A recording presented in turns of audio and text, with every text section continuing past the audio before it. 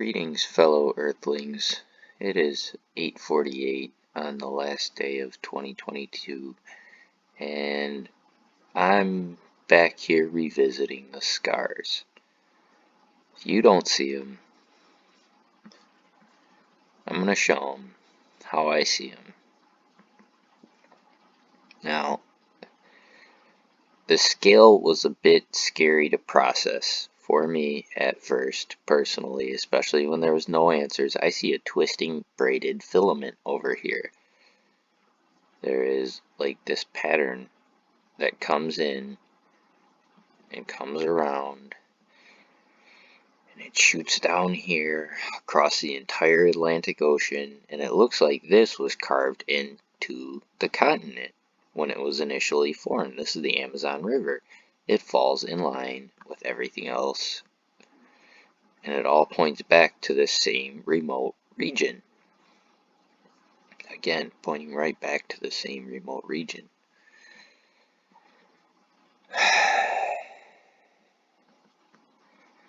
When I was first looking at this, I was aware of a few ideas. I had never heard anyone talk about anything of this scale, and that is what made this rather terrifying for me.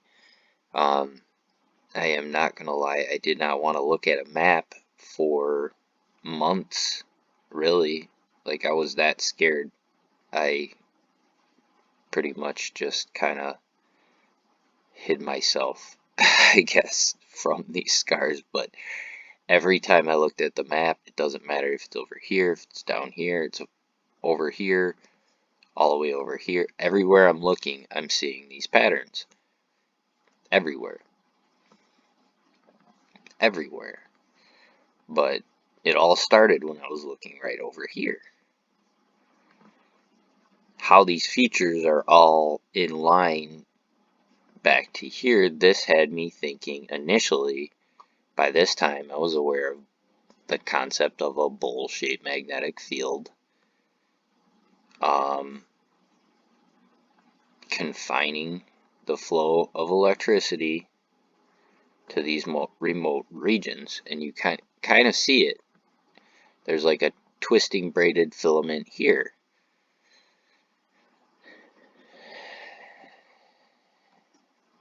And a lot of those types of features are like embedded in mountain ranges. Like, it's creating an entire mountain range. Very distinctly. This is the Himalayan mountain range. I'm going to talk a lot more about this. But you almost see this twisted, braided filament through here. Twisting, twisting, twisting, twisting, twisting. Running up into here. Through here. This is the Z-pinch effect. Zoom back out. You can actually see a jet in line up here. This kind of falls in line with this. Falls in line with this. And these are interesting features.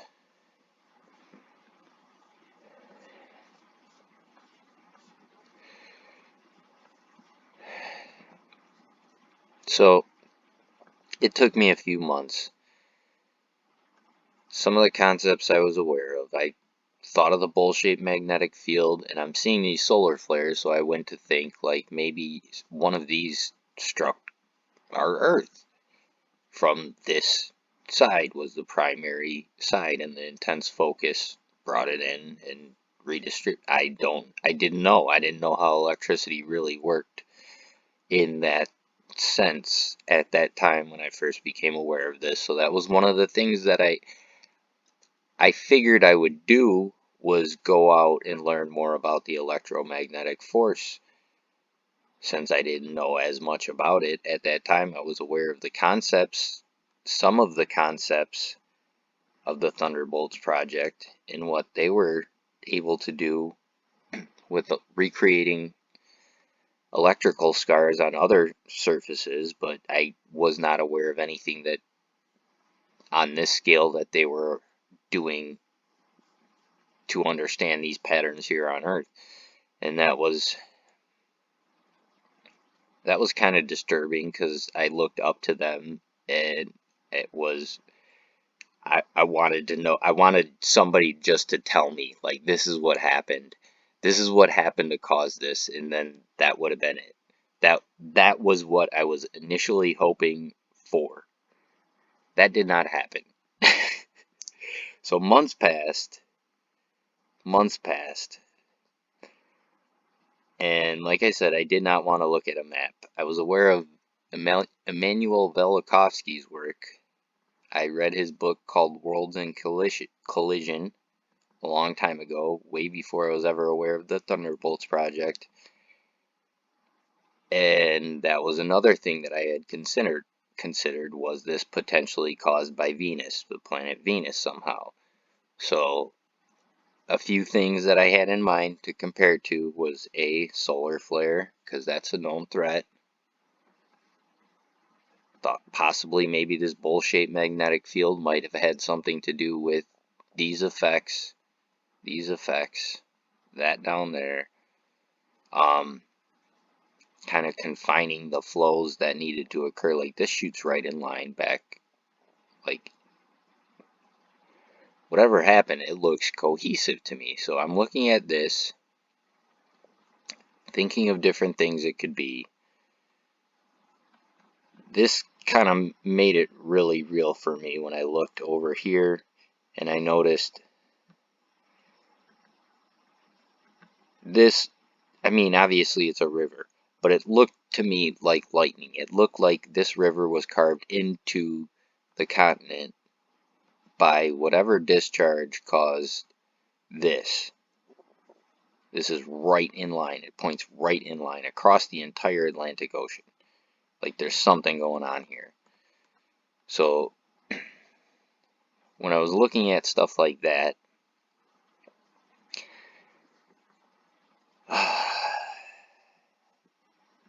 that also reminded me of Immanuel Velikovsky, because he talked about how rivers were being carved, rivers of fire, things like that. And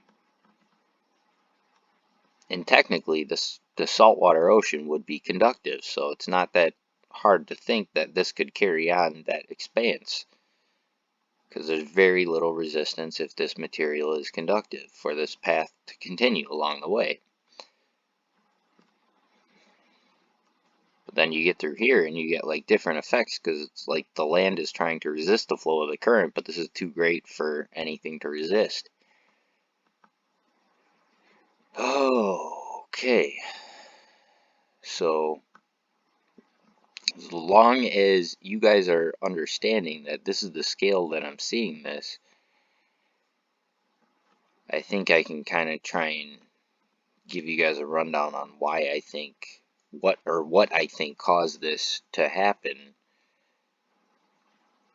And before I ever got there, I mean, I just wanted to know somebody else saw these things like I'm seeing them here. And eventually, let me get rid of bowl-shaped magnetic fields. We're going to keep those nebulas. I came across this man and his work with the Thunderbolts project. In particular, the first video I saw happened to be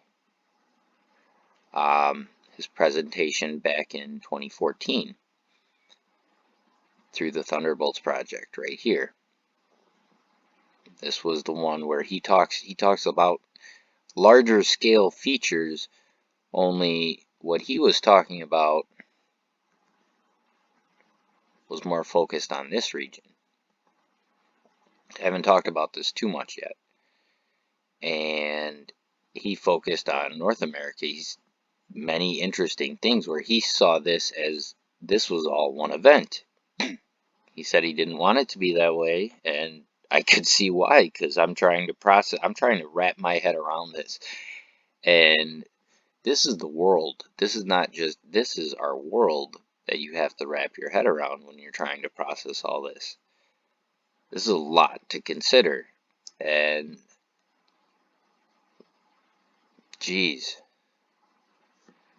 I'm trying to walk back and take the steps that I took to see what it was that I saw that made me reach the conclusion I did. See, I still see it's twisting braided filaments right through this region. I don't know if you see them. If you do, cool. If you don't, it's okay. It's okay to disagree with me on this, but I see something very cohesive when I'm looking at this. I'm going to try and explain what it is. I don't think there is cause to be alarmed once I reach the conclusion, but in order to get there, there was quite a few times where I was very, very terrified. I will say that. So I'm going to talk about some other things that I kind of stumbled upon along the way while I was trying to figure out what might have caused this on such the observable scale on the surface of our home planet Earth, of all places. This is pretty big to me. I don't know. Let me know what you think. Good luck, everyone. I'll be here trying to make more.